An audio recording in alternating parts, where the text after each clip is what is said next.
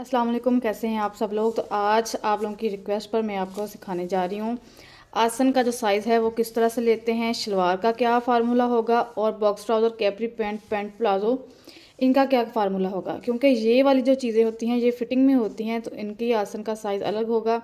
और क्योंकि शलवार जो है वो खुली होती है तो उसकी जो है वो आसन का जो साइज़ है वो डिफरेंट होगा। लेकिन शलवार में भी दो किस्में आती हैं आगे जाकर। एक होती है नॉर्मल शलवार बेल्ट वाली जो हम पहनते हैं, और दूसरी शलवार होती है नैरो या ट्यूलिप। ट्यूलिप का जो फार्मूला है आसन का वो अलग है, और बेल्ट वाली शलवार का जो फार्मूला है वो अलग है।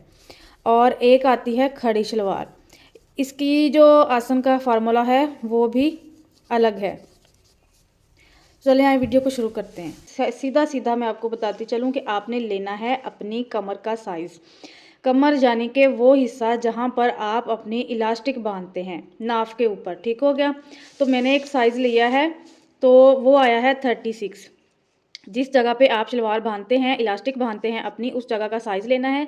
तो इसको अब हमने डिवाइड करना है 4 पे। 4 पे डिवाइड नहीं करना आता तो जिस तरह से मैंने आपको पहले सिखाया है, इस तरह से 36 के ऊपर यूं करके इंची टेप रखेंगे और इस साइड से यूं करके दबाएंगे। दबाने के बाद ये हो गया इसका हाफ 18।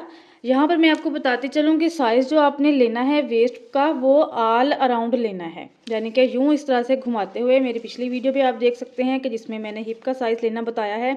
बिल्कुल उसी तरीके के साथ आपने राउंड में इस तरह से साइज़ लेना है। जब मैंने इंची टेप को रखकर यहाँ पर दबाया, इसका हाफ किया 36 इंच का, तो ये आया 18। अब 18 का मज़ीद हम इस तरह से रखते हुए इंची टेप इधर से दबाएंगे तो ये आएगा 9। तो ये हो गया हमारा 36 का फोर्थ पार्ट, तो आया है 9 इंच। अब 9 इंच में आपने ऐड करना है 2 इंच, तो ये बन गया 11 इंच।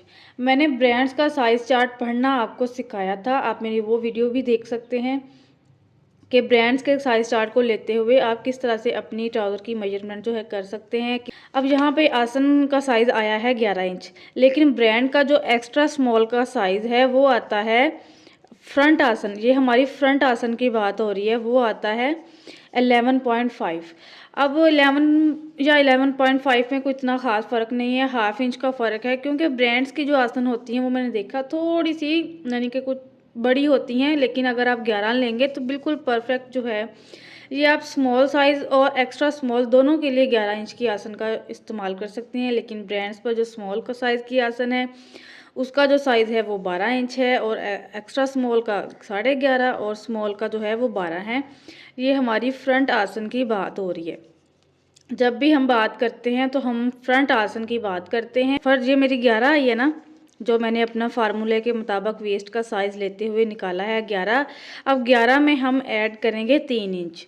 अब ब्रांड के जो आप साइज़ेस देखें, अगर मैं साइड पर पिक्चर भी लगा दूंगी और मेरी वीडियो भी आप देख सकते हैं कि ब्रांड्स वाले जो हैं वो फ्रंट आसन से बैक वाली जो आसन है वो 3 इंच जो है वो बड़ी रखते हैं।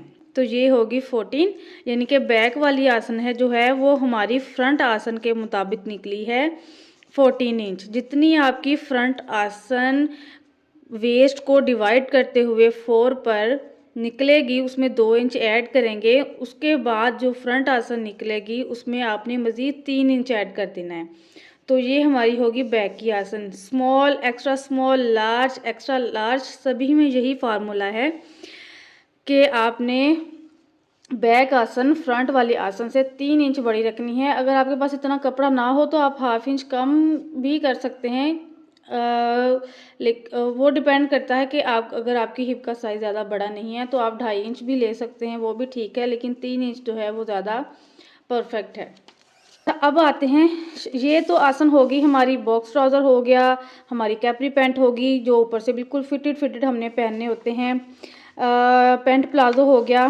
पैंट इनके साथ देखें तो आप पैंट का इस्तेमाल हुआ है, यानी कि ये जो हमारा प्लाजो है या हमारा कैपरी है, क्योंकि पैंट की जो आसनें होती हैं वो बिल्कुल इसी तरह से होती हैं। फ्रंट छोटी होती है, बैक जो है वो बड़ी होती है, तो इस वजह से हमने इनके साथ पैंट लगाना होता है। क्योंकि पैंट ऊपर से बिल्कुल वेस्ट के हिसाब से फिटेड होती है। तो जब हम वही चीज़ कपड़े पर कट करते हैं, चाहे वो खद्दर का हो जाए, लिनन का हो जाए, लॉन का हो जाए, कॉटन का हो जाए, करंडी, मरीना, जो भी फैब्रिक पे आप पैंट की शेप दे रहे हैं, तो उसको हम पैंट प्लाज़ो का नाम या पैंट कैप्री का नाम देते हैं, क्योंकि वो कटिंग हमारी सेम पैंट की तरह ही होती है।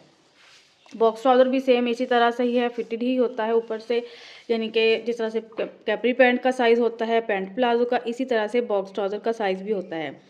अच्छा, अब आते हैं आगे शलवार। शलवार कोई एक किस्म की नहीं होती, 3 से 4 किस्में, शायद इससे भी ज़्यादा शलवार की किस्में होती हैं, लेकिन जो ज़्यादातर पहनी जाती है वो बेल्ट वाली शलवार है। और आजकल जो खड़ी शलवार, 2-3 सालों से इसका बहुत ज़्यादा ट्रेंड है खड़ी शलवार का, लेकिन जो सदाबहार है वो हमारी बेल्ट वाली शलवार ही है। तो अब आते हैं खड़ी शलवार का, जो नॉर्मल बेल्ट वाली शलवार होती है, इसका हमने साइज़ कैसे लेना है।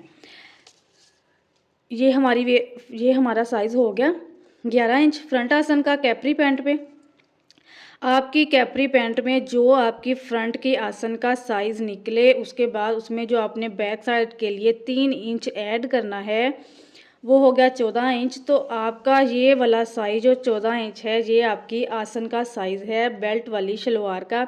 इसमें आप चाहें तो हाफ़ इंच मज़ीद एक्स्ट्रा कर सकते हैं, अदरवाइज़ ज़रूरत नहीं है। 14 इंच जो है वो एक्स्ट्रा स्मॉल और 14.5 जो है वो स्मॉल साइज़ शलवार के लिए इनफ है। बेल्ट शलवार में इतना ज़्यादा लंबा हम जो है वो आसन नहीं रखेंगे, सॉरी मैंने बेल्ट कह दिया। तो हमारा ये जो बेल्ट वाली शलवार में जो आसन का साइज़ है वो हमारी कैप्री पैंट की जो बैक साइड का साइज़ होगा, ये वाला, वही हमारा बेल्ट वाली शलवार की आसन का साइज़ होगा। मैं बार बार आपको बता रही हूँ, इसको नोट डाउन कर लें। तो बाकी जिस तरह से वेस्ट का साइज़ बढ़ता जाएगा, उसी हिसाब से आपकी आसन का साइज़ भी उसी हिसाब से निकलता आएगा। फिर उसमें 3 इंच ऐड करेंगे, वो बैक साइड होगा, और जो जितनी भी हमारी बैक साइड होगी वही हमारी जो है वो बेल्ट वाली शलवार होगी। खड़ी शलवार का भी सेम यही तरीकाकार है। यही वाली बेल्ट वाली शलवार की आसन ही हमारी खड़ी वाली जो शलवार है, जो खड़ी शलवार होती है, साइड पे मैं पिक्चर भी दिखाती जाऊंगी आपको, वही आसन का साइज़ जो है हमारा खड़ी शलवार का भी होगा। अच्छा, अब आगे आते हैं ये जो नैरो शलवार या ट्यूलिप शलवार। ट्यूलिप शलवार का सबको पता है। ट्यूलिप शलवार की जो हमारा साइज़ होगा वो हमने सेम यही चीज़ रखनी है जो हमारी पैंट की है। ब्रांड्स पर बिल्कुल इसी तरह से है कि जो size pant palazzo Capri pant box trouser की आसन का है, वही फार्मूला जो है हमारा वो नैरो और ट्यूलिप शलवार का है, क्योंकि ये ऊपर से फिटेड होती हैं बहुत ज़्यादा, वो हमने इनको खुला बेल्ट वाली शलवार की तरह नहीं रखना होता, तो इनकी आसन जो है वो सेम कैप्री पैंट के साथ जाएगी। यहाँ तक आपको समझ आ गई होगी। अब आगे मैं आपको बताती चलूँ कि क्रॉच एरिया कैसे लेना है। क्रॉच यानी कि आसन, आप गूगल से सर्च करें क्रॉच मीनिंग इन उर्दू। क्रॉच किसे कहा जाता है, बहुत सारे मीनिंग इसके निकलेंगे, आप देख सकते हैं। अच्छा, यहाँ पर मैंने फ़र्ज़ करें कि कपड़े को इस तरह से डबल फोल्ड कर लिया है और आपने खुली साइड अपनी तरफ रखनी है। ये 2 इंच ऊपर से इलास्टिक का निकाल देना इस तरह से। जितनी आपकी इलास्टिक चौड़ी होगी उस हिसाब से आपने ऊपर से मार्जिन जो है वो छोड़ देना है। ये हमारा इलास्टिक हो गया। अब आगे यहाँ पर जो भी आपका, ये आपने हिप का साइज़ लेते हुए उसमें 1.5 या 2 इंच प्लस करते हुए ये वेस्ट का साइज़ लेना है। अच्छा, उसके बाद हमने नीचे की तरफ ये वाला निशान कितना लगाना है, जो हमारी आसन का होगा या हमारा क्रॉच होगा। फ़र्ज़ करें कि 11 आसन जो है मेरी फ्रंट की आई है, ठीक हो गया 11। अब आपने जो निशान लगाना है वो इस लाइन से नीचे की तरफ लगाना है। बेल्ट का जो इलास्टिक का मार्जिन है वो छोड़ते हुए यहाँ से नीचे की तरफ निशान लगाना है। और आपने ये वाला जो निशान है वो 11 इंच पर नहीं लगा देना, बल्कि 10 इंच पर लगाना है, ठीक हो गया 10 इंच पर। 11 इंच हमारी आसन है, लेकिन जो निशान लगाना है वो 10 इंच लगाना है, ठीक हो गया। बाकी ये वाला आगे हम 2.5 इंच बढ़ा देंगे आगे की तरफ। बैक साइड को मैंने इस तरह से, ये वाला जो कपड़ा था, फ़र्ज़ करें ये वाला कपड़ा है, इस तरह से मैंने ऊपर की तरफ फोल्ड कर दिया है और मैंने इसको बढ़ा कर रख दिया है ऊपर की तरफ 2.5 इंच। 3 इंच हमने बैक साइड बड़ी रखनी थी ना, तो मैंने 2.5 इंच जो है वो बैक साइड बड़ी रख दी है। अब ये जो आप कैप्री काटें, बॉक्स ट्राउज़र काटें, प्लाज़ो काटें, जो भी काटें, सीडर पैंट काटें, वो आपकी अपनी मर्ज़ी है, नीचे से जो भी शेप देना चाहें आप अगर आपकी फ्रंट की आसन मेरा फार्मूला जो मैंने बताया है इस्तेमाल करते हुए फ़र्ज़ करें आपकी 13 निकली है, अगर आपकी फ्रंट की आसन जो है वो 13 निकली है तो आपने ये वाला जो लंबाई में निशान लगाना है वो 12 इंच पर लगाना है। अगर किसी छोटे बच्चे की आसन जो है वो तैयार आसन जो है वो 9 इंच है किसी छोटे बच्चे की, तो आपने ये जो लंबाई में निशान लगाना है ये 8 इंच पर लगाना है। जितनी भी आपकी फ्रंट की आसन आएगी आपने ये जो लंबाई में निशान लगाना है ये इलास्टिक के मार्जिन जो है उसको निकालते हुए, क्योंकि ये तो हिस्सा तो फोल्ड में आ जाएगा ना, ये वाला हिस्सा तो जब हम इलास्टिक लगाएंगे तो ये फोल्डिंग में चला जाएगा ना, यहाँ पर हमारी इलास्टिक आएगी और ये वाला हिस्सा जो है इस तरह से जैसे हम फोल्ड करते हैं यूं करके फोल्ड हो जाएगा। तो हमने साइज़ भी तो आसन का यहाँ से लेना है ना, ये देखें इस तरह से। तो आपने ये वाला निशान 1 इंच कम करके लेना है, क्योंकि जब हम यहाँ पर इसको राउंड बनाते हैं ना यूँ इस तरह से, इसको कहते हैं क्रॉच। इस तरह से जब हम इसको थोड़ा सा कर देंगे ना तो ये खुद ब खुद ही राउंड में हमारा 1 इंच बढ़ जाता है। अगर हम पहले ही पूरा निशान लगा लें, फ़र्ज़ करें कि 11 इंच आसन है और मैं 11 इंच पर ही सीधा निशान लगा लूँ, तो क्या होगा कि जब मैं इस तरह से इसको कर्व का निशान बनाऊंगी, इसको क्रॉच का निशान दूंगी, ये वाला बनाऊंगी, तो मेरी आसन 1 इंच जो है वो बढ़ जाएगी और बढ़ी हुई आसन जो है वो शलवार के फटने का सबब बनती है। तो इस तरह से ये वाली हमारी शेप होगी। इस पर मैं कट कर लेती हूँ। इस साइड से दोनों ही बराबर हमने इस तरह से कट कर लेने हैं, कोई भी आप शेप दे रहे हैं जहाँ पर। बैक साइड जो है वो मैंने 2.5 जो है वो बड़ी रखी है। वैसे तो रखनी तो मैंने 3 थी, जितनी भी आपने बैक साइड बड़ी रखनी है टोटल उसका हाफ करके आपने बैक साइड बड़ी रखनी है, यानी कि उससे हाफ इंच कम करके आपने बैक साइड बड़ी रखनी है। फ़र्ज़ करें मैंने 3 इंच जो है आसन बड़ी बैक वाली रखनी है बैक,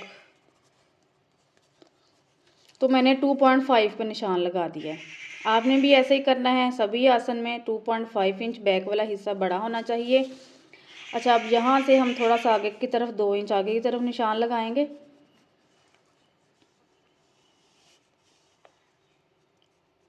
और हमने इसके बराबर जो है ये कर्व नहीं करना, बल्कि इससे हाफ इंच नीचे करके यूं करके निशान लगाना है। ये वाला हिस्सा जो है हमने आगे की तरफ रखना है, ये 2.5 से 3 इंच होना चाहिए, चाहे 2.5 रख लें चाहे 3 रख लें। तो इस तरह से आपने निशान लगाना है। ये कभी भी आपने इसके बराबर नहीं करना, वरना जोड़ते हुए ये हिस्से बराबर नहीं आएंगे, एक बढ़ जाएगा और एक कम होगा।